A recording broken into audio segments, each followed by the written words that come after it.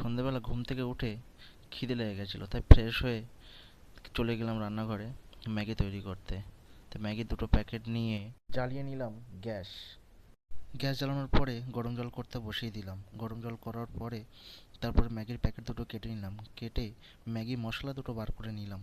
মশলার প্যাকেট দুটোকে কেটে দিয়ে দিলাম গরম জলে। সেই গরম মশলা জলে একটু হাত দিয়ে ম্যাগিগুলো ভেঙে জলে দিয়ে দিলাম। তারপর ফুটে গেছে ম্যাগি। ম্যাগি ফুটে ওঠার সাথে সাথে একটু নেড়ে নিলাম। এদিকে আমার হয়ে গেছে ম্যাগি। ম্যাগি হয়ে যাওয়ার পর সিলিন্ডারটাকে অফ করে দিলাম। তারপর ওভেনটাকে অফ করে দিলাম। তারপর ম্যাগিটাকে নিয়ে থালাতে ঢেলে নিলাম। তারপর ম্যাগি খেয়ে করতে গেলাম চা। হবে দুধ চা। খাবো আজকে আসামের চা, তাই কাপের মধ্যে একটু কফি আর আসামের চাটাকে ঢেলে নিলাম। তারপর কফি কাপের মধ্যে ঢেলে নিলাম দুধ। খেতে লাগলাম চা, দুধ চা আর কফি।